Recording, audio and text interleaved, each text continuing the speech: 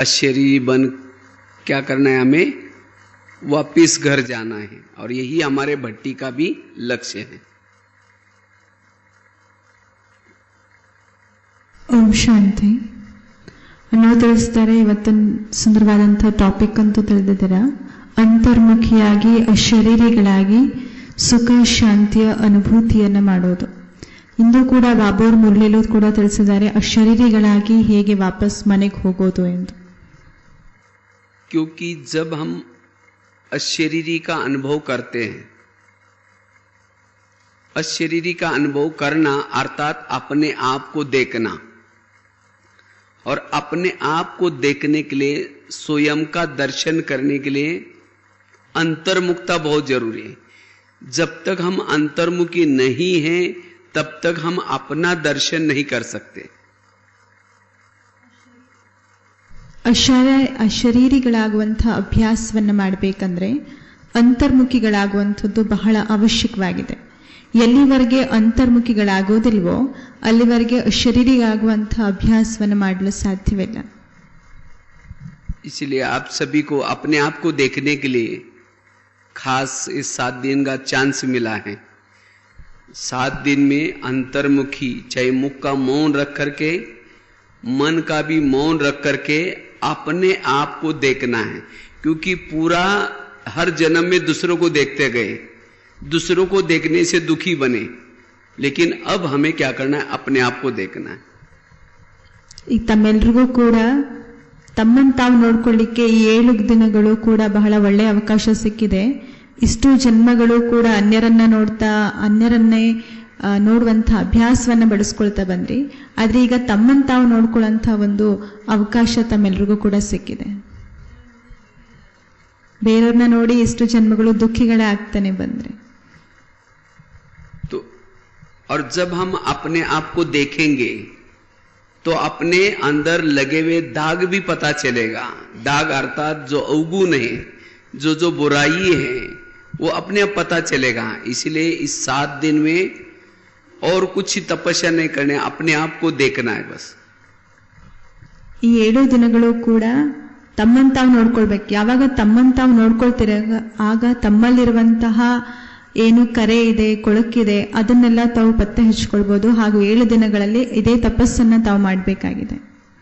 और जो अपने आप को देखना जानता है उसको बाबा सहज दिखाई पड़ेगा। बाबा को देखना मुश्किल नहीं पड़ेगा। जब तक हम अपने आप को नहीं देखते तब तक बाबा दिखाई नहीं पड़ता। ಯಾವಾಗ ತಮ್ಮನ್ನು ತಾವು ನೋಡ್ಕೊಳ್ಳುವಂಥ ಅಭ್ಯಾಸವನ್ನ ಬೆಳೆಸ್ಕೊಳ್ತೇವೆ ಆಗ ಅವ್ರಿಗೆ ಸಹಜವಾಗಿ ಬಾಬೋರ್ನ ನೋಡೋದು ಕೂಡ ಸಹಜ ಆಗುತ್ತೆ. ಎಲ್ಲಿವರೆಗೆ ತಮ್ಮನ್ನು ತಾವು ನೋಡ್ಕೊಳ್ಳೋ ಅಭ್ಯಾಸವನ್ನ ಬೆಳೆಸೋದಿಲ್ಲ ಅಲ್ಲಿವರೆಗೆ ಬಾಬೋರ್ನು ಕೂಡ ಸಹಜವಾಗಿ ಅವರು ಗೋಚರಿಸಲಿಕ್ಕೆ ಸಾಧ್ಯ ಇಲ್ಲ.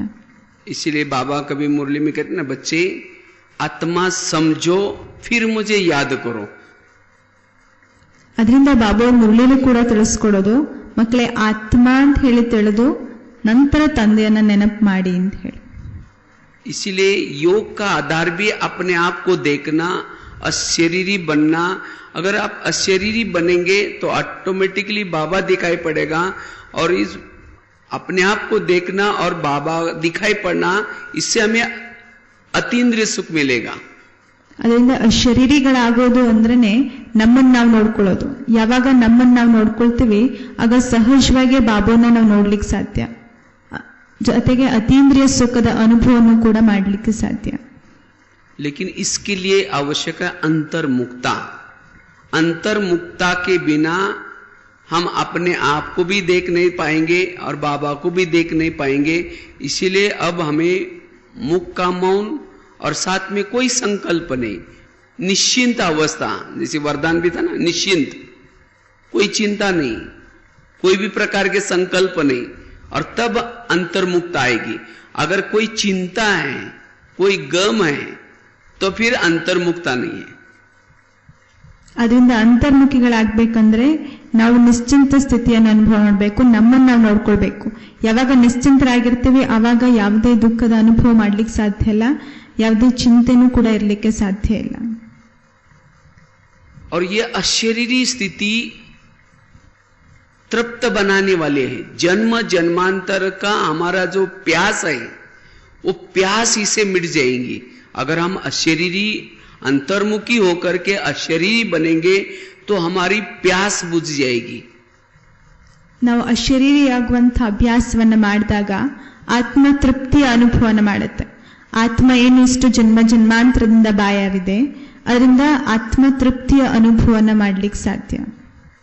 और जिसकी इस अवस्था से प्यास बुझ जाएगी, तृप्त बन जाएगा, उसका भटकना बंद हो जाएगा, कामनाएं खत्म हो जाएगी.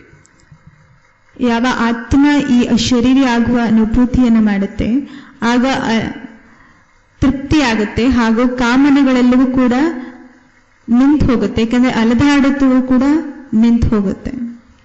क्योंकि जिसकी कामनाएं हैं उसकी मन और बुद्धि भटकती है, और मन और बुद्धि भटकने से जीवन में दुख मिलता है, परेशानी मिलती है. इसीलिए इस अशरीरी स्थिति से हम तृप्त बन सकते हैं. ಯಾಕಂದ್ರೆ ಯಾವ ಆತ್ಮಕ್ಕೆ ಕಾಮನೆಗಳಿರುತ್ತೆ, ಕಾಮನೆಗಳಿರುವಂತಹ ಆತ್ಮಗಳು ಅಲ್ದಾಡ್ತಾರೆ. ಅಲ್ದಾಡೋದ್ರಿಂದ ಬುದ್ಧಿ ಅಲ್ದಾಡುಕೆಯಿಂದ ತೃಪ್ತಿಯ ಅನುಭವನ ಮಾಡ್ಲಿಕ್ಕೆ ಸಾಧ್ಯ ಇಲ್ಲ. और एक बार अगर हमने इस अशरीरी का अनुभव किया, कुछ पाने का, कुछ देखने का, कुछ सुनने का, कोई बाकी नहीं रहेगा. अंदर से आत्मा की आवाज निकलेगी, जो पाना था सो पा लिया, अब मुझे कुछ नहीं चाहिए. ಯಾವಾಗ ಅಶರೀರಿ ಆಗುವಂಥ ಅಭ್ಯಾಸವನ್ನು ಮಾಡ್ತೀವಿ, ಆಗ ಯಾವುದನ್ನು ಕೂಡ ಬಾಹ್ಯರಿಕವಾಗಿ ನೋಡುವ ಕೇಳುವ ಆಶಯ ಇರೋದಿಲ್ಲ. ಯಾವಾಗ ಈ ಆಶಯಗಳೆಲ್ಲವೂ ಕೂಡ ತೃಪ್ತಿ ಆಗುತ್ತೆ, ಆಗ ಏನ್ ಪಡ್ಕೊಳ್ಬೇಕಾಗಿತ್ತೋ ಅದನ್ನು ಪಡೆದು ಅನ್ನುವಂಥ ಸಂತೃಪ್ತಿಯನ್ನ ಪಡೀಲಿಕ್ಕೆ ಸಾಧ್ಯ. इसीलिए बाबा हर मुरली में खास इस अशरीरी अवस्था बनाने की तरफ ध्यान खिंचवाते हैं. बाबा बार बार कहते हैं बच्चे अशरीरी बनो, और इस अशरीरी अवस्था में ही हमारे जीवन में अनेक दैवी गुण आएंगे, दैवी शक्तियां भी आएंगी.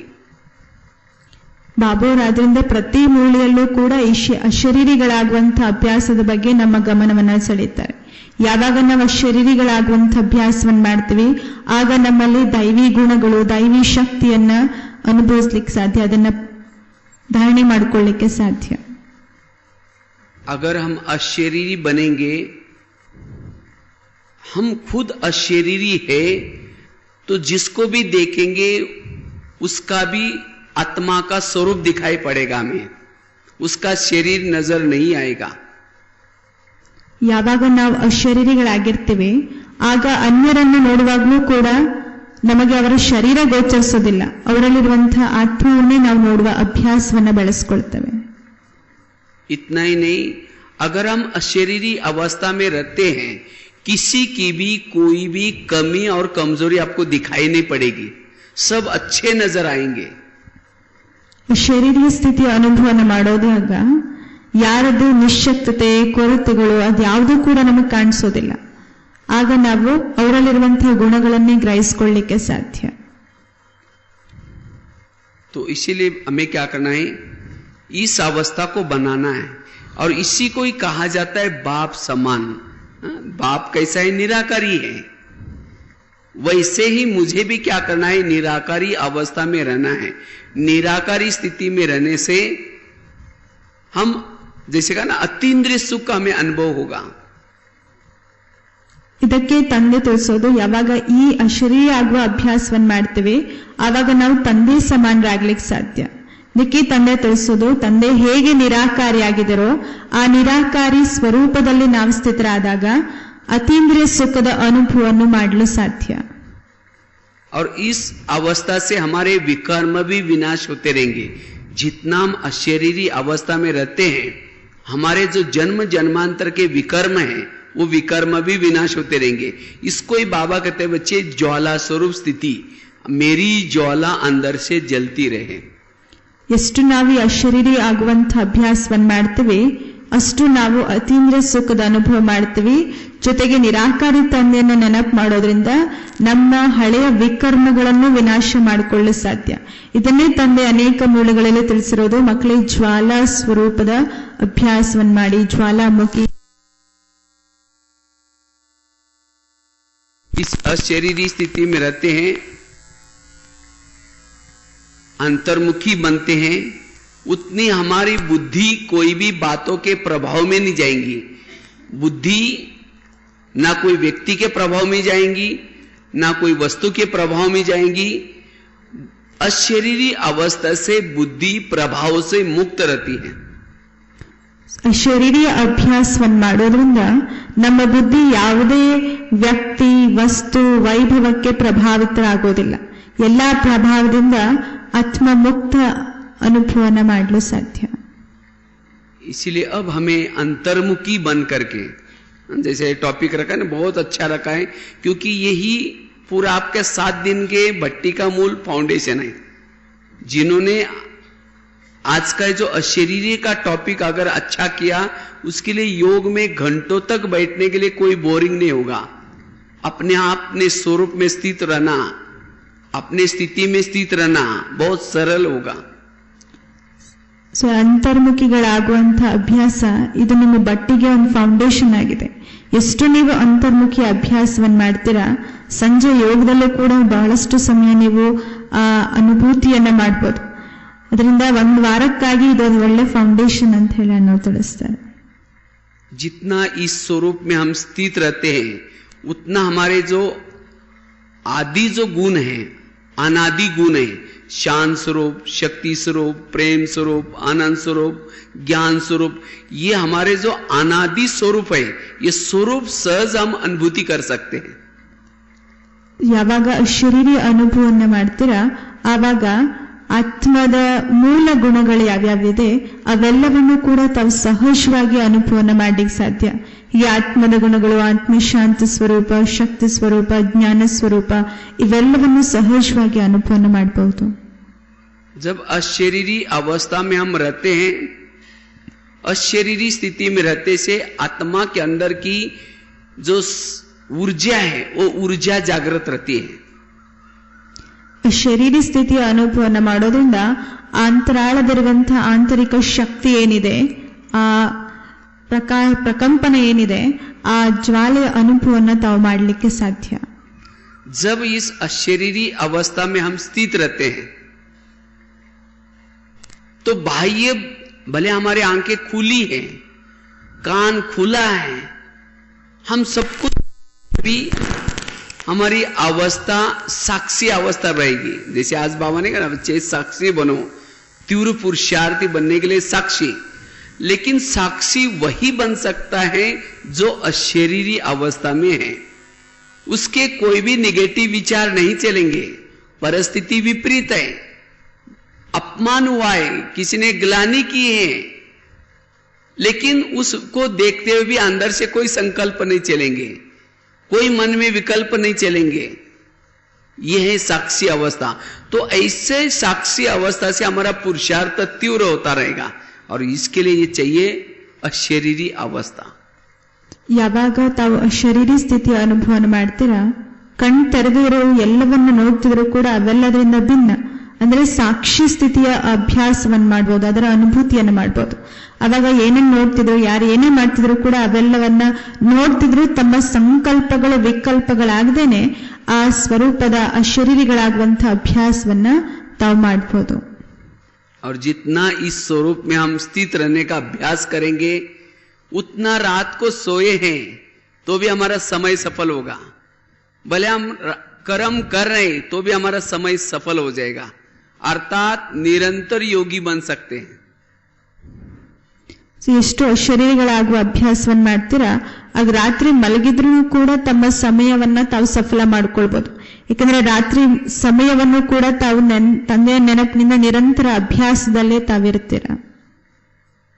अशरीरी स्थिति में रहने वाला ये कहेगा नहीं कि मुझे टाइम मिलता ही नहीं. वो हर पल उसका समय भी सफल हो रहा है, संकल्प भी सफल हो रहा है. इसीलिए इसको कहा जाता है अंतर्मुखी सदा सुखी. ऐसी आत्मा जो अशरीरी अवस्था में रहेगी सदा सुखी रहेगी. ಸೊ ಶರೀರಿ ಅಭ್ಯಾಸವನ್ನು ಮಾಡಿದಾಗ ಅವರು ಈ ರೀತಿ ಹೇಳಲಿಕ್ಕೆ ಸಾಧ್ಯ ಇಲ್ಲ, ನಮ್ಗೆ ಅಭ್ಯಾಸ ಮಾಡ್ಲಿಕ್ಕೆ ಸಮಯ ಸಿಗ್ತಾ ಇಲ್ಲ ಅಂತ ಹೇಳಿ. ಅವ್ರ ಸಮಯ, ಸಂಕಲ್ಪ ಪ್ರತಿಯೊಂದನ್ನು ಕೂಡ ಅವ್ರು ಸಫಲ ಮಾಡ್ಕೊಳ್ತಾರೆ.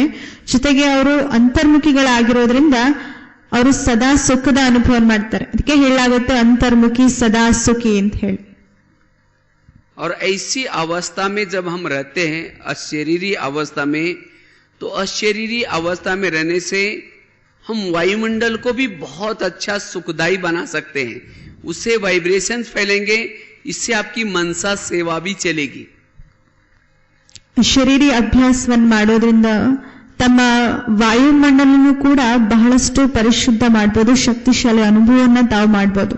ಯಾವಷ್ಟು ವಾತಾವರಣ ಪರಿಶುದ್ಧ ಆಗುತ್ತೆ, ಅದರಿಂದ ಪ್ರಜ್ಞಾತ್ಮನಗಳೇನಾಗುತ್ತೆ ಹರಡುತ್ತಾ ಇರುತ್ತೆ, ಅದು ಕೂಡ ಶಕ್ತಿಶಾಲಿಯಾಗಿರುತ್ತೆ. और अशरीरी अवस्था में जब हम रहते हैं, हमारा मन भी बिजी हो गया और हमारी बुद्धि भी बिजी हो गई. मन बुद्धि बिजी होने के कारण माया के प्रवेशता का द्वार बंद हो जाता है. ಎಷ್ಟು ಅಶರೀರಿ ಅನುಭವನ್ನ ಮಾಡ್ತೀರಾ ಅಷ್ಟು ಮನಸ್ಸು ಬ್ಯುಸಿ ಆಗಿರುತ್ತೆ, ಬುದ್ಧಿ ಬ್ಯುಸಿ ಆಗಿರುತ್ತೆ.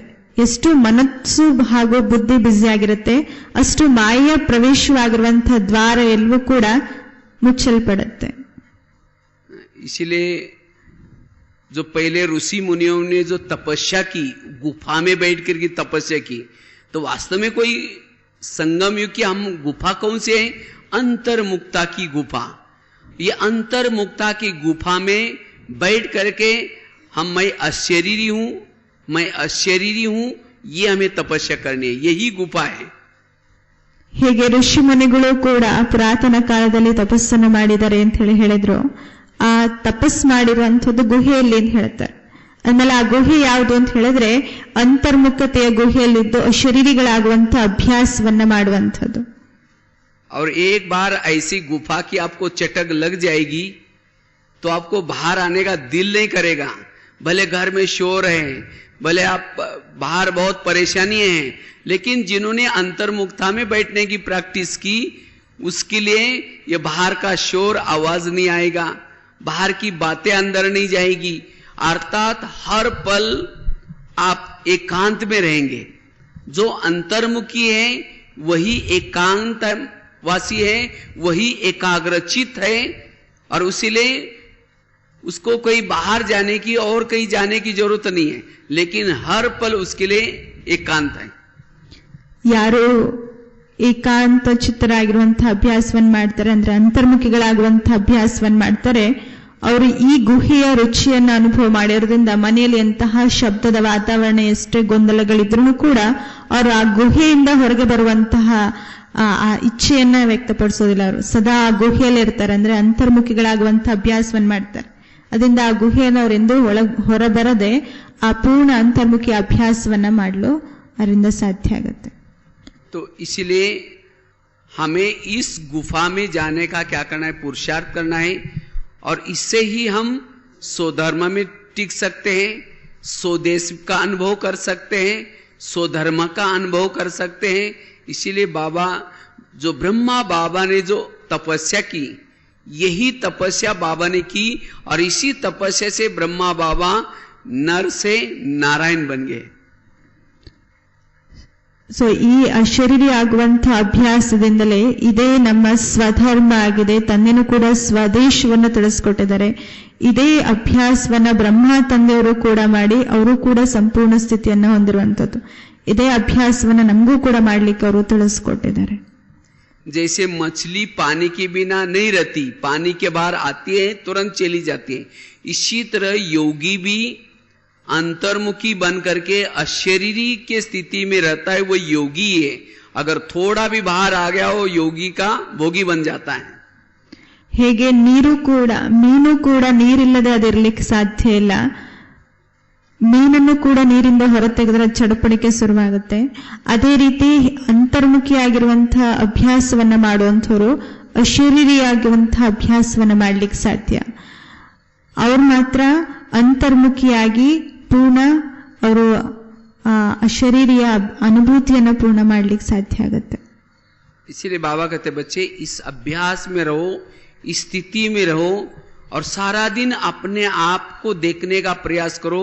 अगर अपने आप को देखेंगे सचमुच मैं कितना महान हूं, जैसे कहा ना सुदर्शन चक्र, जैसे अभी बता रहे थे हमारा 5 स्वरूप कैसे हम सतयुग में थे, अंतर्मुखी बन करके अपने आप को देखना, अपनी आत्मा की महानता को देखना, मैं क्या थी, कैसा मेरा सतयुग से लेकर के कलयुग के अंतिम समय तक, ये 5 स्वरूपों का अभ्यास करो, तब ऑटोमेटिकली आपके अंदर वो अपना स्वयं का स्वधर्म जागृत होगा और शक्तिशाली स्थिति बनेगी.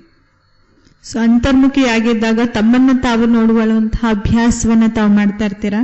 ಎಷ್ಟು ತಮ್ಮನ್ನ ತಾವು ನೋಡ್ಕೊಳ್ತೀರಾ, ನಾನು ಎಷ್ಟು ಮಹಾನ್ ಆಗಿದ್ದೀನಿ, ನಾನು ಎಂತಹ ಆತ್ಮ ಅಂತ ಹೇಳ್ತಾ ತಾವು 5 ಸ್ವರೂಪದ ಅಭ್ಯಾಸವನ್ನ ಮಾಡ್ತಾ ಅದರ ಆಳತೆಯಲ್ಲಿ ಅಭ್ಯಾಸವನ್ನ ಮಾಡ್ತಾ ಇದ್ದಾಗ ನಾವು ಯಾರು ಅಂತ ಹೇಳಿ ಸ್ವಯಂವನ್ನು ನಾವು ಪೂರ್ಣ ಪರಿಚಯ ಮಾಡ್ಕೊಳ್ಳಿಕ್ಕೆ ಸಾಧ್ಯ ಆಗುತ್ತೆ.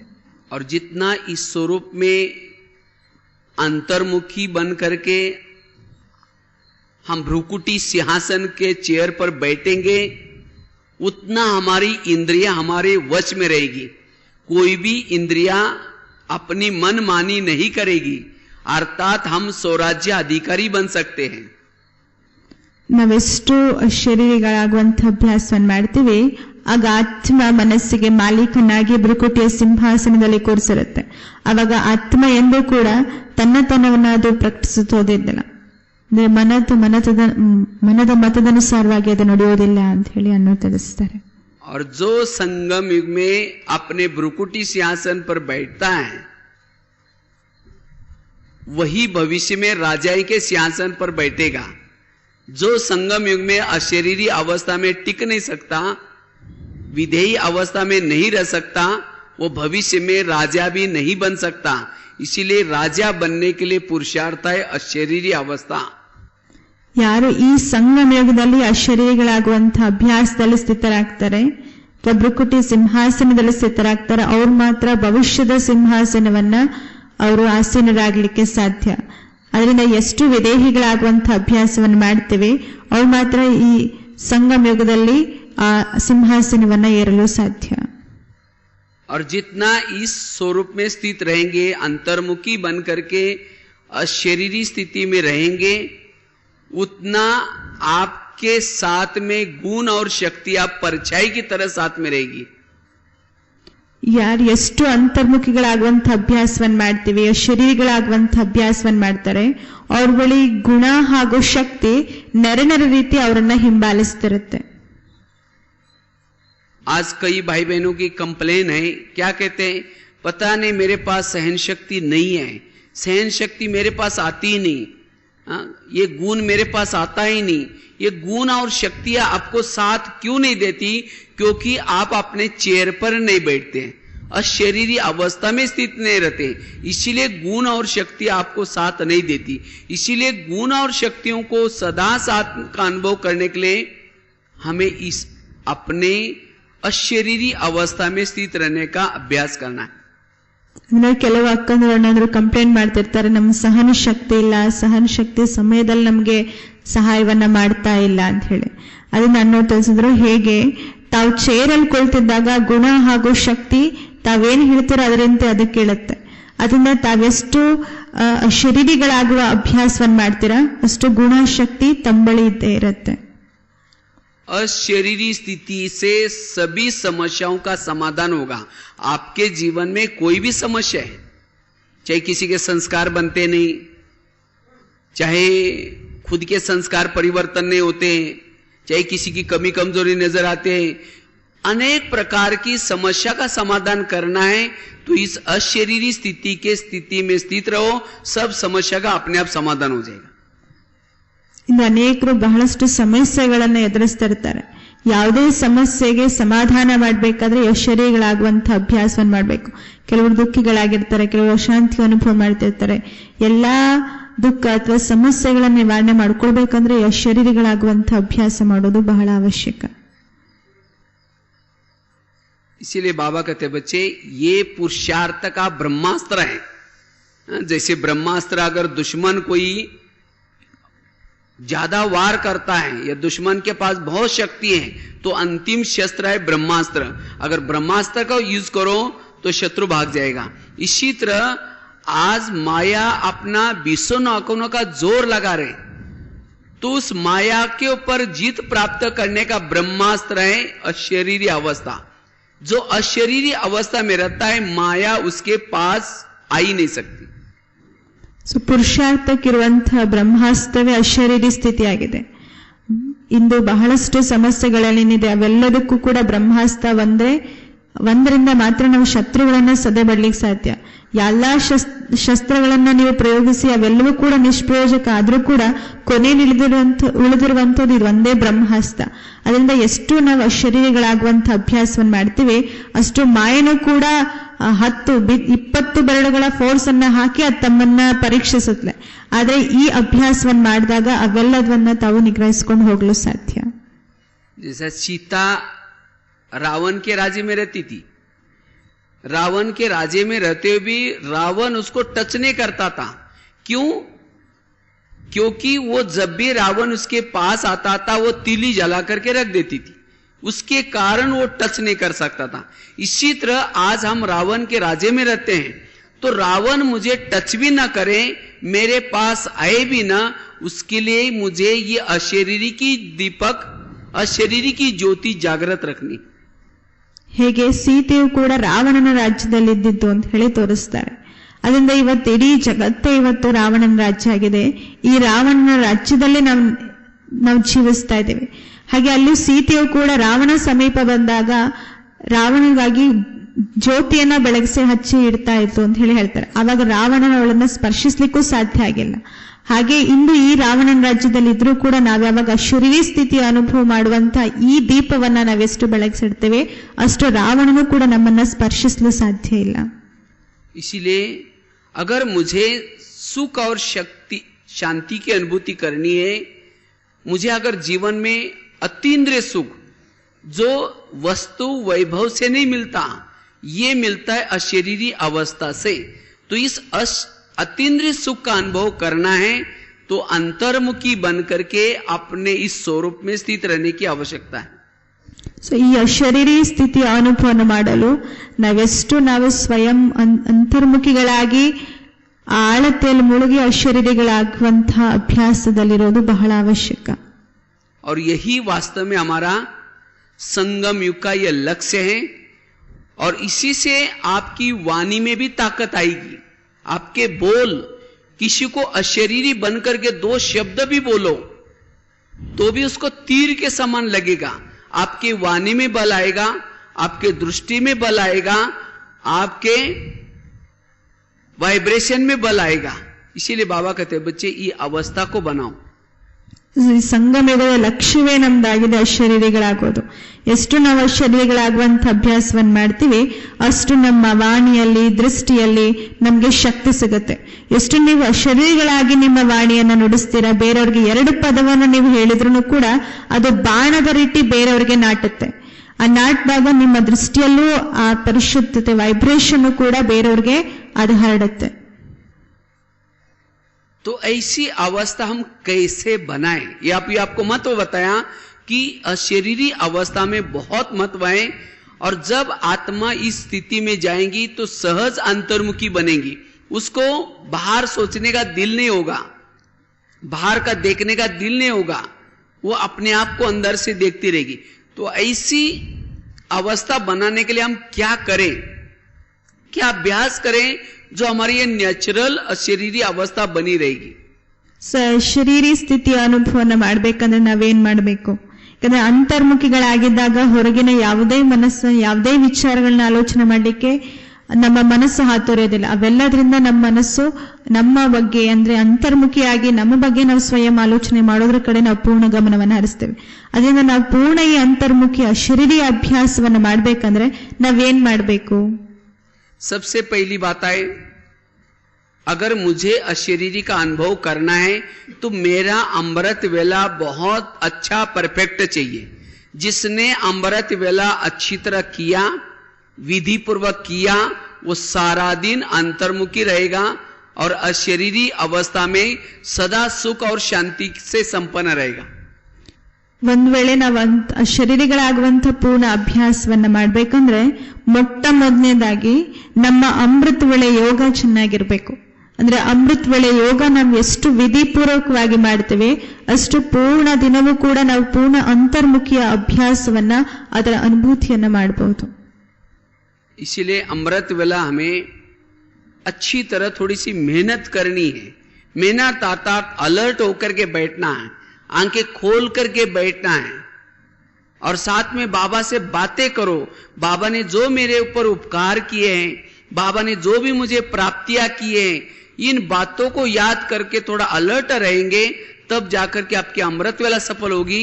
और जिसकी अमृत वेला सफल होगी उसकी बैटरी चार्ज हो जाते हैं, उसी बैटरी का नाम है अशरीरी अवस्था।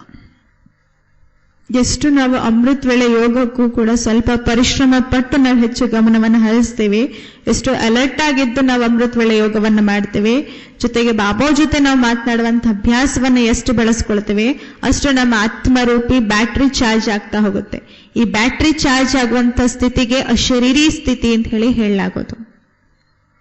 इसीलिए आप सभी जरूर अमृत वेले के तरफ थोड़ा सा ध्यान दें ताकि ये अवस्था आपकी बनी रहेगी। अगर अमृत वेला आपकी ढीली हो जाएगी तब अंतर्मुखी की अवस्था नहीं रहेगी।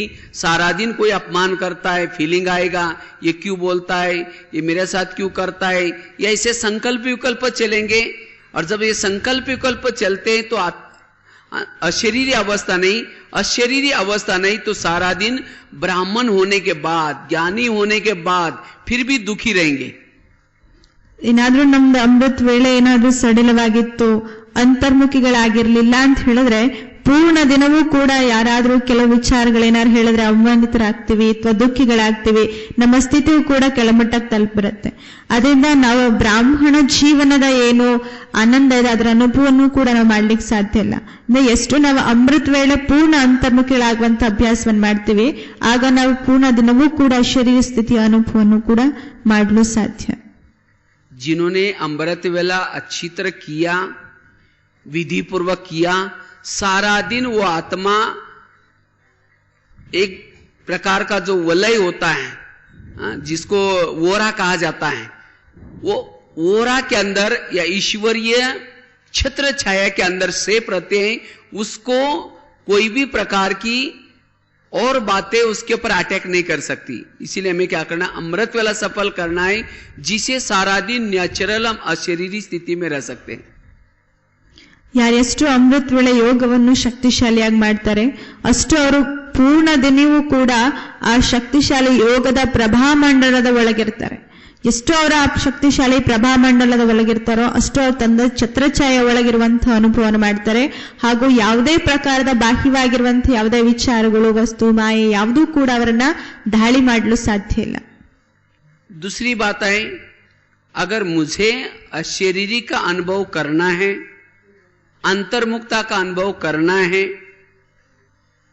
उसके लिए सारा दिन कोशिश करके आप संकल्प की बचत करें। जो संकल्प की बचत करता है उस संकल्प की बचत का नाम है आत्मा, अशरीरी स्थिति। इसलिए अगर मुझे अशरीरी की अनुभूति करनी है तो सारा दिन संकल्प विकल्प कम से कम चलाऊं और पॉजिटिव चलाऊं। ಯಾರೆಷ್ಟು ಇಡೀ ದಿನ ಶರೀರಿಗಳಾಗುವಂಥ ಮುಖಿಗಳಾಗಿರುವಂತಹ ಅಭ್ಯಾಸವನ್ನು ಮಾಡ್ತಾರೆ ಅವ್ರದ್ದು ಇಡೀ ದಿನವೂ ಕೂಡ ಸಂಕಲ್ಪ ವಿಕಲ್ಪಗಳು ನಡೆಯೋದಿಲ್ಲ. ಅವಾಗ ಅವರು ಇಡೀ ದಿನ ಅವರ ಸಂಕಲ್ಪಗಳನ್ನ ಅವರು ಉಳಿತಾಯ ಮಾಡ್ಬೋದು. ಯಾರೆಷ್ಟು ಸಂಕಲ್ಪವನ್ನ ಉಳಿತಾಯ ಮಾಡ್ತಾರೆ ಅದಕ್ಕೆ ಹೆಸರು ಅಶರೀರಿ ಸ್ಥಿತಿ ಅಂತ ಹೇಳಿ. नहीं तो सारा दिन सोचते ये क्यों हुआ, किसी लिए हुआ, मेरे साथ क्यों हुआ, लेकिन नहीं, हमें जो हुआ अच्छा हुआ, जो हो रहा अच्छा, बीती को बिंदी लगाना, जो बाबा ने जो बातें बताई ये किस लिए, इससे हमारी एक प्रकार की ऊर्जा बच जाएगी और इसी ऊर्जा के द्वारा हम अशरीरी स्थिति का अनुभव कर सकेंगे. ಇಲ್ಲದ್ರೆ ಇಡೀ ದಿನ ಅವ್ರು ಯೋಚನೆ ಮಾಡ್ತಿರ್ತಾರೆ, ಇವ್ರು ಯಾಕೆ ಹೀಗ್ ಮಾಡೋರು, ಇವ್ರು ಯಾಕೆ ಹೀಗೆ ಹೇಳಿದ್ರು, ಇವ್ರು ಯಾಕೆ ಹೀಗ್ ಮಾಡಿದ್ರು ಅಂತ ಹೇಳಿ. ಯಾವಾಗ ಅವ್ರು ಪೂರ್ಣ ಶರೀರಿಗಳಾಗುವಂತ ಅಂದ್ರೆ ಅಂತರ್ಮುಖಿಗಳಾಗುವಂತ ಅಭ್ಯಾಸವನ್ನ ಮಾಡ್ತಾರೆ ಅವಾಗ ಯಾರೇ ಏನೇ ಮಾಡ್ತಿರೋ ಕೂಡ ಅವರ ಸಂಕಲ್ಪಗಳು ವ್ಯರ್ಥವಾಗಿ ಕಳೆಯೋದಿಲ್ಲ. ಯಾಕಂದ್ರೆ ಅವ್ರ ಸಂಕಲ್ಪವನ್ನ ಉಳಿತಾಯ ಮಾಡ್ತಾ ಇರ್ತಾರೆ. ಅದರಿಂದ ಅವ್ರು ಯಾವುದೇ ಸಂಕಲ್ಪಗಳು ಪ್ರಶ್ನೆಗಳ ರೂಪದಲ್ಲಿ ಅವರು ಬಾಹ್ಯವಾಗಿ ಆಲೋಚಿಸಲು ಸಾಧ್ಯ ಇಲ್ಲ. जो व्यर्थ संकल्प से मुक्त है वही अंतर्मुखी बन सकता है, वही अशरीरी बन सकता है, वही विधेयी बन करके सुख और शांति से संपन्न रह सकता है. ಯಾರು ಎಷ್ಟು ಶರೀರಿಗಳಾಗುವ ಅಭ್ಯಾಸವನ್ನು ಮಾಡ್ತಾರೆ ಅವರಷ್ಟು ವ್ಯರ್ಥತೆಯಿಂದ ಮುಕ್ತರಾಗಿರ್ತಾರೆ. ಜೊತೆಗೆ ವಿದೇಹಿಗಳಾಗುವ ಅಭ್ಯಾಸವನ್ನು ಮಾಡ್ತಿರ್ತಾರೆ, ಅಷ್ಟು ಅವರು ಪೂರ್ಣ ಅಶರೀರಿ ಅಂತರ್ಮುಖಿ ಅಭ್ಯಾಸವಲ್ಲಿ ನಿರತರಾಗಿರ್ತಾರೆ. तीसरी बात है, अगर मुझे अशरीरी स्थिति की अनुभूति करनी है, नेचुरल इस आत्मा की ज्योति का अनुभव करना है, तो उसके लिए हम कोशिश करके नम्रचित रहने का प्रयास करें. जो जितना नम्रचित रहता है, निरहंकारी रहता है, उतना वो निराकारी स्थिति में रह सकता है. ಅಶರೀರಿ ಹಾಗೂ ಅಂತರ್ಮುಖತೆಯ ಅಭ್ಯಾಸವನ್ನು ಮಾಡ್ಲಿಕ್ಕಾಗಿ ಮೂರನೇದಾಗಿ ಅಣ್ಣವ್ರು ತಿಳಿಸಿದ್ರು, ನಮ್ರ ಚಿತ್ತರಾಗಿರ್ಬೇಕು. ನಾವೆಷ್ಟು ನಮ್ರ ಚಿತ್ತರಾಗಿರ್ತೀವಿ ಅಷ್ಟು ನಿರಹಂಕಾರಿಗಳಾಗಿರ್ಲಿಕ್ಕೆ ಸಾಧ್ಯ. ಎಷ್ಟು ನಿರಹಂಕಾರಿಗಳಾಗಿರ್ತೀವಿ ಅಷ್ಟು ನಾವು ಪೂರ್ಣ ಅಂತರ್ಮುಖಿಗಳಾಗಿ ನಾವು ನಮ್ಮ ಒಳಗೆ ನಾವು ಆಲೋಚನೆ ಮಾಡ್ತಾ ನಾವು ಇರ್ಲಿಕ್ಕೆ ಸಾಧ್ಯ. अगर मुझे रंचक भी कोई प्रकार का अभिमान है, चाहे कोई गुणों का, चाहे कोई विशेषता का, चाहे कोई कला का, चाहे कोई धन का, अभिमान वाला निराकारी स्थिति में या अशरीरी स्थिति में नहीं रह सकता, वो अंतर्मुखी भी नहीं रह सकता. उसको सदा अपनी विशेषता की विचार चलेंगे, मैं बहुत अच्छा हूं, मैं ये हूं, मैं धनवान हूं. वो अंतर्मुखी कैसा? और वो अंतर्मुखी नहीं तो अशरीरी भी नहीं, और जब अशरीरी नहीं तो सुख शांति से संपन्न नहीं है. इसीलिए हमें निरहंकारी वाला निश्चिंत रहता है, उसके कोई संकल्प विकल्प नहीं चलते. ಯಾರೆಷ್ಟು ಯಾರಲ್ಲಿ ಏನಾದ್ರೂ ಅಭಿಮಾನ ಇತ್ತು ಅಂತ ಹೇಳಿದ್ರೆ, ಅವ್ರ ವಿಶೇಷತೆ ಬಗ್ಗೆ, ಧನ ಸಂಪತ್ತಿನ ಬಗ್ಗೆ, ಯಾವ್ದಾದ್ರ ಬಗ್ಗೆ ಅಭಿಮಾನ ಇತ್ತು ಅಂತ ಹೇಳಿದ್ರು ಕೂಡ ಅವ್ರು ಪೂರ್ಣ ಅಂತರ್ಮುಖಿಗಳಾಗುವಂತ ಅಭ್ಯಾಸವನ್ನ ಮಾಡ್ಲಿಕ್ಕೆ ಸಾಧ್ಯ ಇಲ್ಲ. ಯಾರು ಅಂತರ್ಮುಖಿಗಳಾಗುವಂತ ಅಭ್ಯಾಸ ಮಾಡೋದಿಲ್ಲ ಅವರು ಅಶರೀರಿಗಳಾಗುವ ಅಭ್ಯಾಸವನ್ನು ಮಾಡ್ಲಿಕ್ಕೆ ಸಾಧ್ಯ ಇಲ್ಲ. ಯಾರು ಅಶರೀರಿಗಳಾಗುವ ಅಭ್ಯಾಸವನ್ನು ಮಾಡ್ಲಿಕ್ಕೆ ಸಾಧ್ಯ ಇಲ್ಲ ಅವ್ರು ನಿರಹಂಕಾರಿಗಳು, ನಮ್ರ ಚಿತ್ತರು ಆಗ್ಲಿಕ್ಕೆ ಸಾಧ್ಯ ಇಲ್ಲ. ಯಾರು ನಿರಹಂಕಾರಿಗಳಾಗ್ಲಿಕ್ಕೆ ಸಾಧ್ಯ ಇಲ್ಲ, ಅಂತರ್ಮುಖಿಗಳಾಗ್ಲಿಕ್ಕೆ ಸಾಧ್ಯ ಇಲ್ಲ, ಅವರು ಸುಖ ಶಾಂತಿ ಅನುಭವವನ್ನು ಮಾಡಲು ಸಾಧ್ಯ ಆಗೋದಿಲ್ಲ. जो भी मेरे पास है ये सब बाबा की देन है, बाबा ने मुझे दिए हैं, मैं कुछ भी नहीं हूं. कराने वाला करण करावनार करा रहे, मैं निमित्त हूं. तो इसीलिए मुझे कोई संकल्प विकल्प चलाने की कोई जरूरत नहीं. वो है अंतर्मुखी, वो है अशरीरी, और वो सदा सुखी है. ತಮ್ಮಲ್ಲಿ ಏನೇ ವಿಶೇಷತೆ ಇದ್ರೂ ಕೂಡ ಅದನ್ನ ಬಾಬೋರ್ ನೀಡಿರುವಂತಹ ಕೊಡುಗೆ ಅಂತ ಹೇಳಿ ಎಷ್ಟು ನಾವು ತಿಳ್ಕೊಂಡು ಅದನ್ನ ಬಳಸ್ಕೊಳ್ತೇವೆ. ಅಂಥವ್ರಿಗೆ ಯಾವುದೇ ಸಂಕಲ್ಪಗಳು ವಿಕಲ್ಪವೂ ಕೂಡ ನಡೀಲಿಕ್ಕೆ ಸಾಧ್ಯ ಇಲ್ಲ. ಅಂಥವ್ರು ಪೂರ್ಣ ಶರೀರಿ ಅಭ್ಯಾಸ ಮಾಡ್ಬೋದು, ಅಂತರ್ಮುಖಿಗಳಾಗಿರ್ತಾರೆ ಹಾಗೂ ಅಂತರ್ಮುಖತೆಯ ಆನಂದದ ಅನುಭವವನ್ನು ಮಾಡ್ತಾರೆ. अगर मेरी अशरीरी अवस्था नहीं रहती, इसका मतलब मुझे कुछ ना कुछ अभिमान है. अभिमान वाला कभी सोमान में नहीं टिक सकता. अभिमान वाला सदा दूसरे की कमी कमजोरी देखता है. वो अपने स्वधर्म के स्थिति में सीट पर नहीं बैठ सकता. इसीलिए मैं नम्रचित, और जो नम्रचित है वो जैसा कि मरा हुआ है, मरे हुए को कोई संकल्प विकल्प नहीं चलते, उसको कोई चिंता नहीं रहती. इसीलिए और जो ऐसा जीते जी जो मरा हुआ है, जिसने नम्रता धारण कर किया है, वो नम्रता वाला कभी भी मरता नहीं, वही अजर अमर बन सकता है. इसलिए हमें इस निरहंकारी अवस्था को बढ़ाना है. ಯಾರೆಷ್ಟು ಶರೀರಿಗಳಾಗುವ ಅಭ್ಯಾಸವನ್ನು ಮಾಡ್ತಾರೆ ಅವರಲ್ಲಿ ಅಭಿಮಾನ ಇರೋದಿಲ್ಲ, ಬದಲಾಗಿ ಅವರಲ್ಲಿ ಸ್ವಮಾನದಲ್ಲಿ ಸ್ಥಿತರಾಗಿರ್ತಾರೆ. ಎಷ್ಟು ಸ್ವಮಾನದಲ್ಲಿ ಸ್ಥಿತರಾಗಿರ್ತಾರೆ ಅಷ್ಟು ಸ್ವಧರ್ಮದ ಅನುಭೂತಿಯನ್ನು ಅವ್ರು ಮಾಡ್ತಿರ್ತಾರೆ. ಅವರಷ್ಟು ನಮ್ರಚಿತ್ತರಾಗಿರ್ತಾರೆ. ನಮ್ರಚಿತ್ತರು ಅಂತ ಹೇಳಿದ್ರೆ ಹೇಗೆ ಯಾರು ಸತ್ತೋಗಿರ್ತಾರೆ, ಸತ್ತೋಗಿರೋರು ಯಾವುದೇ ವಿಚಾರದ ಬಗ್ಗೆ ಅವರು ಆಲೋಚನೆಯನ್ನ ನಡೆಸೋದಿಲ್ಲ. ಅದರಿಂದ ಬದುಕಿದ್ದ ಹಾಗೆ ನಾವು ಸತ್ತಿದ್ದೇವೆ ಅಂತ ಹೇಳಿ ತಿಳಿದಾಗ ಯಾವುದ್ರ ಬಗ್ಗೆ ನಾವು ಆಲೋಚನೆನೂ ಕೂಡ ನಮ್ದು ನಡಿಲಿಕ್ಕೆ ಸಾಧ್ಯ ಇಲ್ಲ. ಅವರು ನಿರಂತರವಾಗಿ ಶರೀರಿಯ ಅಭ್ಯಾಸವನ್ನ ಮಾಡಬಹುದು. तो कैसे पता चलेगा कि मेरे अंदर अभिमान है? ये अभिमान एक प्रकार का जहर है, और जिसके अंदर ये जहर होगा उसकी निशाने उसको अपमान फीलिंग होगा.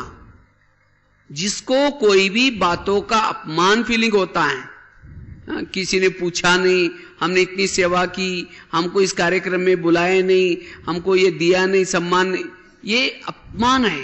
और जिसको अपमान फीलिंग होता है वो कभी भी अंतर्मुखी नहीं बन सकता, वो अपने स्वधर्म में नहीं टीक सकता, अशरीरी नहीं बन सकता, वो कभी फिर सुखी नहीं बन सकता। इसीलिए हमें निरहंकारी बनना है।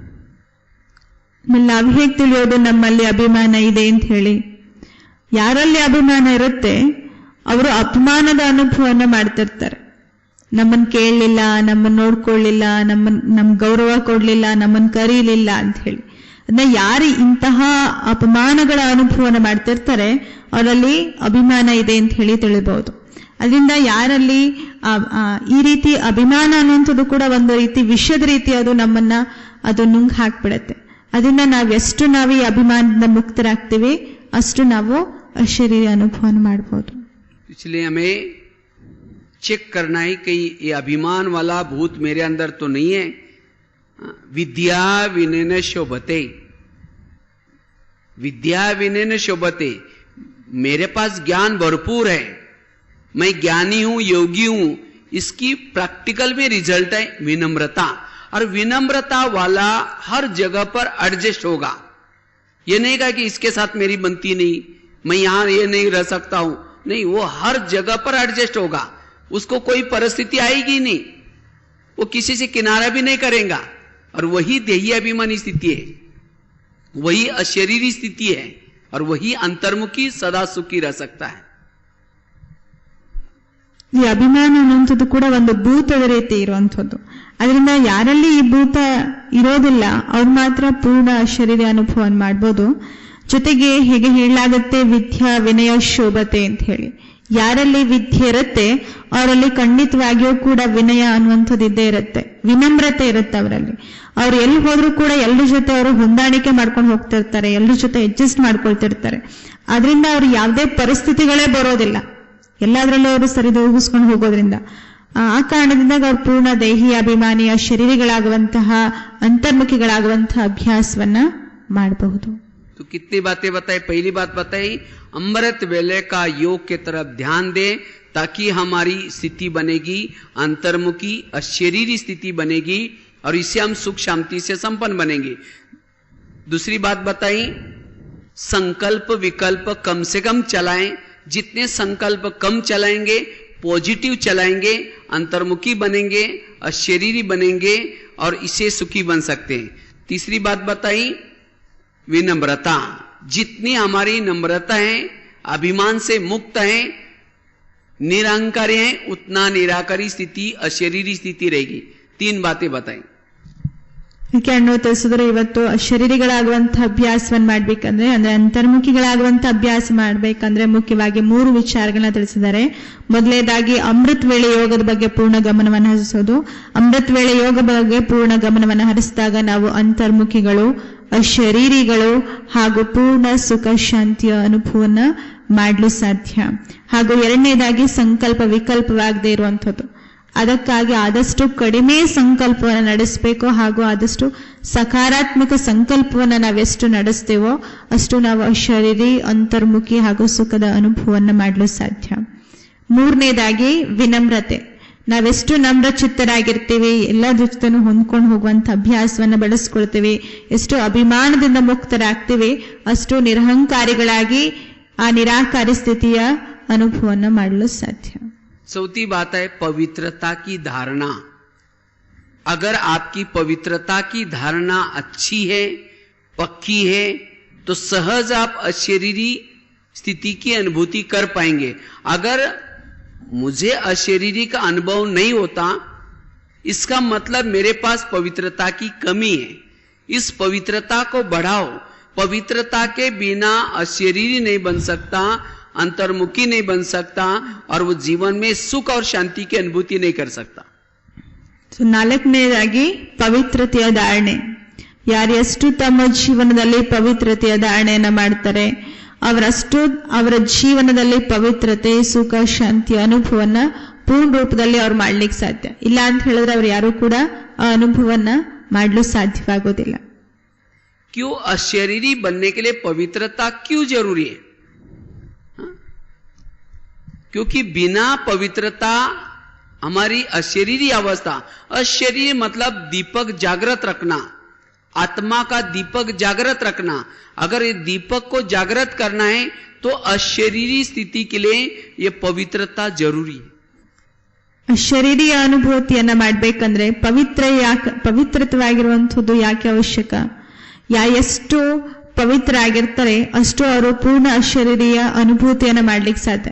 ಯಾಕಂದ್ರೆ ಅಶರೀರಿ ಸ್ಥಿತಿ ಅನುಭವ ಮಾಡ್ಬೇಕಂದ್ರೆ ಆ ದೀಪವನ್ನ ಹಚ್ಚಿಡೋದೇ ಪೂರ್ಣ पवित्र दीपवನ್ನ हच्ची ನಾವು अशरीरिय अनुभूतियನ್ನ ಮಾಡಬೇಕು. जैसे पहले जमाने में एक चिमनी आती थी, चिमनी या दीपक बोलते थे, देखा होगा ना? दीपक चिमनी, उसके अंदर तेल रहता है, केरोसिन। अगर केरोसिन है तब माचिस लगाओ, उसकी फ्लेम जलती रहे। अगर उस चिमनी के अंदर तेल नहीं है, माचिस लगाओ तो फ्लेम जलेगी नहीं। ಹೀಗೆ ಹಿಂದಿನ ಕಾಲದಲ್ಲಿ ಕೂಡ ಚಿಮಣಿ ದೀಪ ಬರ್ತಿತ್ತು, ಅದಕ್ಕೆ ಸೀಮಣೆ ಬುಡ್ಡಿ ಅಂತ ಹೇಳ್ತಿದ್ರಲ್ಲ, ಸೀಮಣೆ ಹಚ್ಚಿ ನಂತರ ಅದರಲ್ಲಿ ಬತ್ತಿ ಇರ್ತಿತ್ತು. ಅದಕ್ಕೆ ನೀವು ಯಾವಾಗ ದೀಪವನ್ನು ಹಚ್ತೀರಾ ಆ ಎಣ್ಣೆ ಇರೋದ್ರಿಂದ ಆ ದೀಪ ಜೋರಾಗಿ ಉರಿತಿತ್ತು, ಆ ಚಿಮಣಿ ಇರೋ ಕಾರಣದಿಂದಾಗಿ. तो ठीक इसी तरह ये शरीर भी हमारी क्या है, एक चिमनी है। अगर आप योग में बैठते हैं, आपके शरीर के चारों तरफ बैकग्राउंड बनाया जाए तो एक आपकी चिमनी का आकार आएगा, एक दिए का आकार आएगा। तो शरीर एक चिमनी है और आत्मा उसका फ्लेम है, दीपक है। तो ये आत्मा रूपी दीपक, अशरीरी अवस्था का दीपक कब जलेगा? जब इस शरीर रूपी चिमनी के अंदर पवित्रता रूपी तेल है। अगर तेल नहीं है तो आप एक पांव पर खड़े होकर के कितना भी कहेंगे मैं आत्मा हूं, मैं आत्मा हूं, आत्मा हूं, अनुभव नहीं होगा। ಹಾಗೆ ಈ ಶರೀರ ಅನ್ನುವಂಥದ್ದು ಕೂಡ ಒಂದು ಚಿಮಣಿ ಇದ್ದ ಹಾಗೆ. ಆ ಚಿಮಣಿಯಲ್ಲಿ ಅಂದ್ರೆ ಆ ಗಾಜಿನ ಸುತ್ತ ಇರುವಂತಹ ದೀಪದಲ್ಲಿ ಆತ್ಮ ಒಂದು ಬೆಳಕಿದ್ದ ಹಾಗೆ. ಎಷ್ಟು ನೀವು ಪವಿತ್ರತೆ ಎಣ್ಣೆಯನ್ನ ಆ ದೀಪಕ್ಕೆ ಹಾಕೋದಿಲ್ವೋ ಅಲ್ಲಿವರೆಗೆ ಆ ಆತ್ಮ ಜ್ಯೋತಿ ಬೆಳಗ್ಲಿಕ್ಕೆ ಸಾಧ್ಯ ಆಗೋದಿಲ್ಲ. इसलिए बाबा मुरली में बीच बीच में अटेंशन दिलाता है, बच्चे तुम पवित्र जरूर बनो। अगर पवित्र नहीं है तो अशरीरी अवस्था का अनुभव नहीं होगा। आज कई भाई बहने बोलते हैं कि पता नहीं मुझे अशरीरी का अनुभव होता ही नहीं है। अगर नहीं होता इसका मतलब पवित्रता में कोई प्रॉब्लम है। पवित्रता एक तो स्थूल ब्रह्मचर्य का पालन, लेकिन उसके साथ साथ मनसा वाचा कर्मना चेक करो अपनी पवित्रता ठीक है। अगर पवित्रता ठीक है तो उसका रिजल्ट में दीपक जलना चाहिए। अगर दीपक नहीं जलता इसका मतलब पवित्रता में कोई प्रॉब्लम है। इसीलिए जिसने पवित्रता को पक्का किए हैं, चाहे स्थूल में चाहे मनसा वाचा कर्मना, जितनी जिसकी पवित्रता की क्वालिटी अच्छी है उसका निरंतर वो सोया है, अशरीरी अवस्था है, चल रहा है अशरीरी अवस्था है, और जो अशरीरी है अंतर्मुखी है वो सदा सुखी है। इसीलिए पवित्रता की धारणा को पक्की करनी। ಅದರಿಂದ ಪವಿತ್ರತೆ ಈ ಶರೀರ ಅನ್ನುವಂತಹ ಚಿಮಣಿಯಲ್ಲಿ ಹೊಳಿತಿರುವಂತಹ ಎಣ್ಣೆ ಆತ್ಮ ಹೊಳಿಬೇಕಂದ್ರೆ ಆ ಪವಿತ್ರತೆ ಎಣ್ಣೆಯನ್ನ ನಾವು ಎಷ್ಟು ಹಾಕ್ತೀವಿ ಅಷ್ಟು ಹೊಳಿಲಿಕ್ಕೆ ಸಾಧ್ಯ. ಪವಿತ್ರತೆ ಇಲ್ಲದೆ ಹೋದ್ರೆ ನಾವು ಆ ಜ್ಯೋತಿಯನ್ನ ಬೆಳಗಿಸ್ಕೊಳ್ಳಿಕ್ ಸಾಧ್ಯ ಇಲ್ಲ. ಅದರಿಂದ ಕೆಲವರು ಹೇಳ್ತಿರ್ತಾರೆ ನಮ್ಗೆ ಅಶರೀರಿಯ ಅನುಭವನೇ ಆಗೋದಿಲ್ಲ, ಮಾಡ್ಲಿಕ್ಕೆ ಸಾಧ್ಯ ಆಗ್ತಾ ಇಲ್ಲ ಅಂತ ಹೇಳಿ. ಅದಕ್ಕೆ ಕಾರಣ ಏನಂತ ಹೇಳಿದ್ರೆ ನಮ್ಮ ಪವಿತ್ರತೆಯ ಕೊರತೆ ಇರುವಂಥದ್ದು. ಸ್ಥೂಲವಾಗಿಯೂ ಕೂಡ ಬ್ರಹ್ಮಚರ್ಯದ ಪವಿತ್ರತೆ ಹಾಗೂ ಸೂಕ್ಷ್ಮವಾಗಿಯೂ ಕೂಡ ಮನ್ನ ವಚನ ಕರ್ಮ ದೃಷ್ಟಿಯಲ್ಲೂ ಕೂಡ ಪವಿತ್ರತೆಯ ಅಭ್ಯಾಸವನ್ನ ನಾವೆಷ್ಟು ಮಾಡ್ತೇವೆ ಅಷ್ಟು ನಾವು ಅಂತರ್ಮುಖಿಗಳಾಗುವಂಥ ಶರೀರಗಳಾಗುವ ಅಭ್ಯಾಸವನ್ನು ಮಾಡ್ಬೋದು. ಹಾಗೂ ನಮ್ಮ ಕ್ವಾಲಿಟಿಯೂ ಕೂಡ ನಿರಂತರವಾಗಿ ಎಷ್ಟು ಹೆಚ್ಚಿಸ್ಕೊಳ್ತಾ ಹೋಗ್ತೀವಿ ಅಷ್ಟು ನಡೆ ನುಡಿ ಎಲ್ಲದರಲ್ಲೂ ಕೂಡ ನಾವು ಪವಿತ್ರತೆ ಅಭ್ಯಾಸವನ್ನ ಮಾಡ್ಬೋದು, ಅಷ್ಟು ಅಂತರ್ಮುಖಿಯ ಅನುಭವವನ್ನು ಮಾಡ್ಬೋದು ಹಾಗೂ ಸದಾ ಸುಖಿಯಾಗೂ ಕೂಡ ಇರಬಹುದು. तो इस तरह से जिसने ये पवित्रता की धारणा के द्वारा अशरीरी बना है तो वो सदा अंतर्मुखी रहेगा। वो किसी की कमी कमजोरी में नहीं जाएगा, किसी की बातों में नहीं जाएगा, बस वो सदा अपने आप अपना दर्शन करता रहेगा, बाबा का दर्शन करता रहेगा, वो परमधाम का दर्शन करता रहेगा, वो अपने मस्ती में सदा मस्त रहेगा और वही सदा सुखी है। इसीलिए हमें ये पवित्रता के धारणा द्वारा अशरीरी का अनुभव करना है. ಯಾರೆಷ್ಟು ಈ ಅಭ್ಯಾಸವನ್ನು ಮಾಡ್ತಿರ್ತಾರೆ ಅಷ್ಟು ಅಂತರ್ಮುಖಿಗಳಾಗಿರ್ತಾರೆ. ಎಷ್ಟು ಅಂತರ್ಮುಖಿಗಳಾಗಿರ್ತಾರೆ ಅಷ್ಟು ಅವ್ರು ಯಾವುದೇ ನಿಶ್ಶಕ್ತತೆ ಕೊರತೆಗಳನ್ನ ಅನ್ಯರಲ್ಲಿ ನೋಡ್ಲು ಹೋಗೋದಿಲ್ಲ. ಯಾರು ಎಷ್ಟು ನಿಶ್ಶಕ್ತತೆ ಕೊರತೆಗಳನ್ನ ನೋಡೋದಿಲ್ಲ ಅವರು ಸ್ವಯಂವನ್ನ ನೋಡ್ತಿರ್ತಾರೆ, ಸ್ವಯಂನ ದರ್ಶನವನ್ನ ಮಾಡ್ಕೊಳ್ತಿರ್ತಾರೆ, ಹಾಗೂ ತಂದೆಯ ದರ್ಶನವನ್ನ ಮಾಡ್ತಿರ್ತಾರೆ, ಹಾಗೂ ಪರಂಧಾಮದ ದರ್ಶನವನ್ನ ಮಾಡ್ತಾ ಇರ್ತಾರೆ. ಯಾರು ಎಷ್ಟು ಸ್ವಯಂ ಅನ್ನೋ ತಂದೆಯನ್ನ ಪರಂಧಾಮದ ದರ್ಶನವನ್ನ ಮಾಡ್ತಿರ್ತಾರೆ ಅವರಷ್ಟು ಅಂತರ್ಮುಖಿಯ ಅಭ್ಯಾಸವನ್ನ ಮಾಡಬಹುದು. और केवल पवित्रता, जैसे केरोसिन उस चिमनी में है लेकिन बीच में बाती नहीं है. माचिस लगाओ जलेगा, फ्लेम जलेगी? नहीं जलेगी, क्योंकि बीच में बाती जरूरी है. बाती से तेल जो चिमनी में है वो ऊपर फ्लेम तक जाता है, उसकी फ्लेम जलती है. इसी तरह मेरे शरीर में पवित्रता है लेकिन हम स्मृति में नहीं रहते, बाबा के याद में नहीं रहते. अगर याद में नहीं रहेंगे, क्योंकि बाबा क्यों कहते बच्चे मन बुद्धि मेरे में लगाओ. जब मन बुद्धि परमधाम में लगाएंगे तो हमारी पवित्रता की ऊर्जा ऊपर जाती है, आत्मा के पास जाने से आत्मा का दीपक जलता रहता है. इसलिए पवित्रता के साथ साथ स्मृति में रहने का भी अभ्यास करना है, और वही अशरीरी बन सकता है और वही अंतर्मुखी बन सकता है, सुखी रह सकता है. ಅಂತರ್ಮುಖಿಗಳಾಗುವಂತ ಅಭ್ಯಾಸವನ್ನು ಮಾಡ್ಬೇಕಂದ್ರೆ ಪವಿತ್ರತೆ ಎಣ್ಣೆ ಏನೋ ಇದೆ, ಚಿಮ್ನಿನೂ ಕೂಡ ಇದೆ, ದೀಪ ಹಚ್ಚಬೇಕಂದ್ರೆ ಬೇಕಾಗಿರುವಂತದ್ದು ಬತ್ತಿ. ಸೊ ಪವಿತ್ರತೆ ಎಣ್ಣೆಗೆ ಬತ್ತಿ ಯಾವುದು ಅಂತ ಹೇಳಿದ್ರೆ ನಮಗ್ ಬೇಕಾಗಿರುವಂತಹ ಸ್ಮೃತಿ. ಎಷ್ಟು ನಾವು ಸ್ಮೃತಿಯಲ್ಲಿರ್ತೇವೆ ಅಷ್ಟು ನಮ್ಮ ಬತ್ತಿಯಲ್ಲಿ ಅಂದ್ರೆ ಆ ದೀಪವನ್ನ ನಾವು ಹಚ್ಕೊಳ್ಳಿಕ್ ಸಾಧ್ಯ. ಎಷ್ಟು ಆ ದೀಪವನ್ನ ಹಚ್ಕೊಳ್ತೇವೆ ಅಷ್ಟು ಪೂರ್ಣ ಅಂತರ್ಮುಖಿಗಳಾಗುವಂತಹ ಅಭ್ಯಾಸವನ್ನ ಮಾಡ್ಲಿಕ್ಕೆ ಸಾಧ್ಯ. ಅವರೇ ಮಾತ್ರ ಸುಖಿಗಳಾಗಿರಲು ಸಾಧ್ಯ ಆಗುತ್ತೆ. इसको ही भक्ति में कहा जाता है ऊर्ध्वगामी. जिसका मन और बुद्धि परमधाम में है उसकी ऊर्जा ऊपर की तरफ चलती है, और जिसकी मन बुद्धि किसी व्यक्ति में है, कोई वस्तु में है, कोई बातों में है, उसकी ऊर्जा नीचे की तरफ चलती है.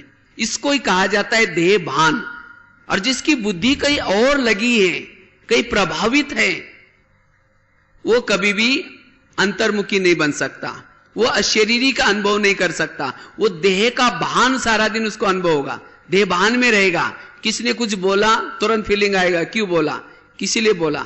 इसलिए हमारी मन बुद्धि सदा बाबा के साथ रहे, एक बाबा के ऊपर प्रभावित हो जाए, इसको कहते हैं संपूर्ण पवित्रता. और जिसकी ये संपूर्ण पवित्रता है वही अशरीरी है, वही सदा सुखी है.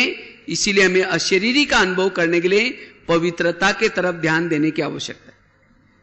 ಅದರಿಂದ ಭಕ್ತಿಯಲ್ಲೂ ಕೂಡ ಹೇಳಲಾಗುತ್ತೆ ಆ ಊರ್ಜಾ ಅಂದ್ರೆ ಅವರಲ್ಲಿರುವಂತಹ ಶಕ್ತಿಯು ಕೂಡ ಯಾರ್ದು ಮೇಲ್ಮುಖವಾಗಿರುತ್ತೋ ಅವ್ರ ಮೇಲ್ಮಟ್ಟಕ್ಕೆ ಏರ್ತಾ ಹೋಗ್ತಾರೆ ಅಂತ ಹೇಳಿ.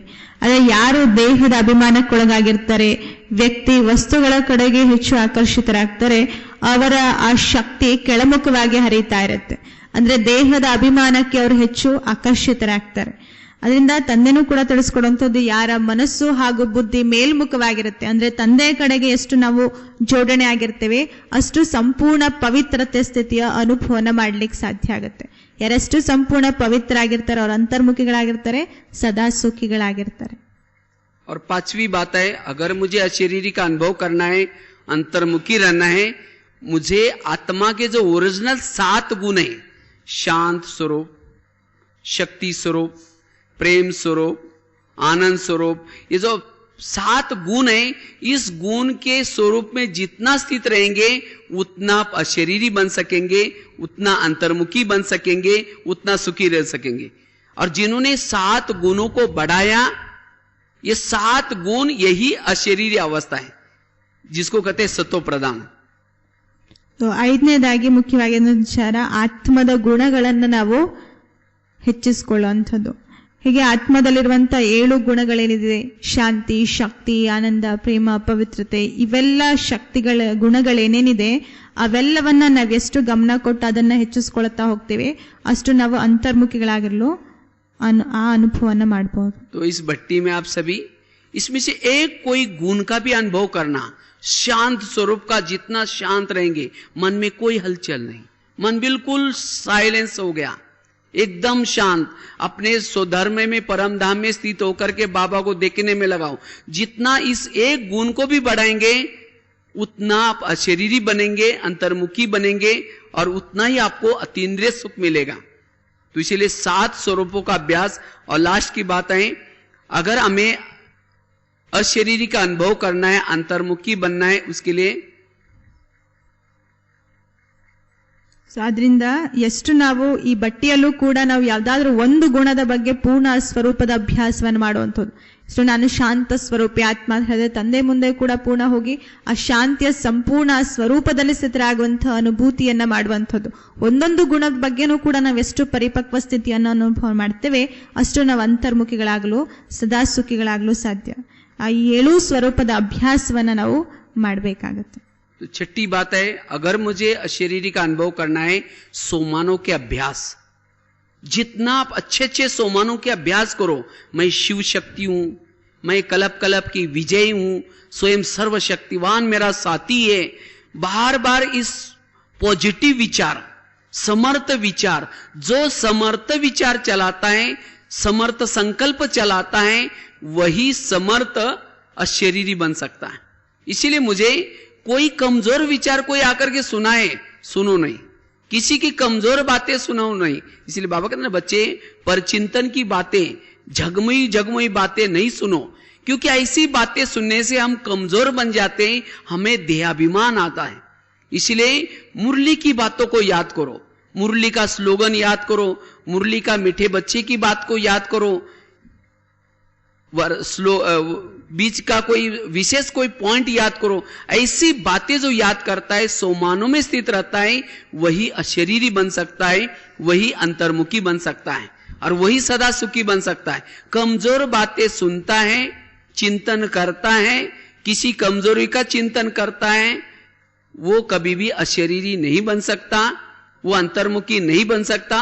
ऐसी बातों को देखना उसको कहा जाता है बाह्य मुक्ता। इसीलिए हमें सोमानों में रहना है, समर्थ चिंतन करना है। तो आप सभी को समर्थ बनने के लिए 7 दिन मिले और बाबा ने खास इस वर्ष में कहा कि मैं जब आऊंगा मैं चेक करूंगा आप कितने समर्थ बने। तो ये भट्टी है समर्थ बनने के लिए, और समर्थ उसको कहेंगे जो अशरीरी स्थिति में रहता है, जो अंतर्मुखी रहता है, वो है समर्थ। इसीलिए ऐसे हमें क्या करना है, समर्थ बन करके अब जाना है, क्योंकि आगे चल करके समय बहुत नाजुक आने वाला है, बहुत परिस्थिति आने वाली है। अगर आप समर्थ हैं उसका सामना कर सकेंगे। तो ये 7 दिन आपके लिए बहुत अच्छे मिले। तो इस 7 दिन में जो आपको ये 6-7 बातें सुनाई, इस बातों के आधार से आप अशरीरी बनो, तब आपको भविष्य में ये समर्थ स्थिति काम आएगी। 6ನೇದಾಗಿ ಅನ್ನೋ ತಿಳಿಸಿದ್ರು ಸ್ವಮಾನದಲ್ಲಿರೋದು. ಎಷ್ಟು ಸ್ವಮಾನದ ಅಭ್ಯಾಸವನ್ನು ಮಾಡ್ತೇನೆ, ನಾವು ಶಿವಶಕ್ತಿಯರಾಗಿದ್ದೀವಿ, ಭಗವಂತ ಸ್ವಯಂ ನಮ್ಮ ಜೊತೆಲಿದ್ದಾರೆ ಅಂತ ಹೇಳಿ ಈ ರೀತಿ ಶ್ರೇಷ್ಠ ಸ್ವಮಾನವನ್ನ ನಾವೆಷ್ಟು ಅಭ್ಯಾಸವನ್ನು ಮಾಡ್ತೇವೆ ಅಷ್ಟು ಸಮರ್ಥ ಸಂಕಲ್ಪಗಳನ್ನ ನಾವು ಮಾಡ್ಲಿಕ್ಕೆ ಸಾಧ್ಯ ಆಗುತ್ತೆ, ಒಂದು ಪ್ರೇರಣೆಯನ್ನ ನೀಡಲಿಕ್ಕೆ. ಹಾಗೆ ಎಷ್ಟು ನಾವು ನಿಶ್ಶಕ್ತ ಸಂಕಲ್ಪಗಳು ಮಾಡ್ತೇವೆ, ಪರಚಿಂತನೆ ಮಾಡ್ತೇವೆ, ಅಲ್ಲಿ ಇಲ್ಲ ಸಲ್ಲದ ವಿಚಾರಗಳನ್ನ ನಾವೆಷ್ಟು ಮಾತನಾಡ್ತೇವೆ ಅಷ್ಟು ನಾವು ಕೆಳಮಟ್ಟಕ್ಕೆ ಇಳಿತಾ ಹೋಗ್ತೇವೆ. ಅದರಿಂದ ನಾವು ಶ್ರೇಷ್ಠವಾದಂಥ ಸಮರ್ಥ ವಿಚಾರಗಳನ್ನ ಸಂಕಲ್ಪವನ್ನು ಮಾಡಬೇಕಾದ್ರೆ ನಾವು ಮುರಳಿಯ ಬಗ್ಗೆ ಗಮನವನ್ನ ಕೊಡಬೇಕು. ಬಾಬು ಸ್ಲೋಗನ್ ಏನ್ ತಿಳಿಸಿದ್ರು, ಮುರಳಿ ಸಾರ ಏನಿತ್ತು, ಮುರಳಿ ಮಧ್ಯದಲ್ಲೂ ಕೂಡ ಯಾವ್ದು ವಿಶೇಷ ವಿಚಾರಗಳನ್ನ ಬಾಬು ತಿಳಿಸಿದ್ದಾರೆ, ಇದ್ರ ಬಗ್ಗೆ ಎಲ್ಲ ನಾವೆಷ್ಟು ಗಮನವನ್ನ ಕೊಡ್ತೇವೆ ಅಷ್ಟು ನಾವು ಅಂತರ್ಮುಖಿ ಅಭ್ಯಾಸವನ್ನು ಮಾಡ್ಬೋದು. ಇಲ್ಲ ಅಂತ ಹೇಳಿದ್ರೆ ಬಾಹ್ಯರ್ಮುಖತೆ ಅಂತ ಅದಕ್ಕೆ ಹೇಳಲಾಗತ್ತೆ. ಸೊ ಸ್ವಮಾನದಲ್ಲಿ ನಾವು ಸ್ಥಿತರಾಗಿದ್ದಾಗ ಎಂಥ ಪರಿಸ್ಥಿತಿಗಳನ್ನು ಕೂಡ ನಾವು ಎದುರಿಸಲು ಸಾಧ್ಯ ಆಗುತ್ತೆ. ठीक है, ये 6 बातें खास आप सभी इसको पक्का करेंगे और अशरीरी बनकर के इस भट्टी से जाएंगे, और तब आपकी ज्वाला स्वरूप स्थिति जो बाबा इस साल कहा है, तो इसी भट्टी में भी ऐसी ज्वाला जगाओ, तो ज्वाला स्वरूप स्थिति से आपकी भी सदा अशरीरी स्थिति, और कुछ नहीं, जिसकी ज्वाला अंदर से जल रही उसको कहेंगे अशरीरी। और ऐसी जिसकी ज्वाला जलती है, अपनी आत्मा दिखाई पड़ते हैं, उसको कुछ दुनिया की बातें ना दिखाई ना सुनाई पड़ेगी। तो ऐसी हमें इस भट्टी से अवस्था बना करके जाना है, और वही सदा अंतर्मुखी रहता है, सदा सुखी, और ऐसी आत्मा सदा सुख और शांति की किरणें दुनिया में फैलाता रहता है। ठीक है, ओम शांति।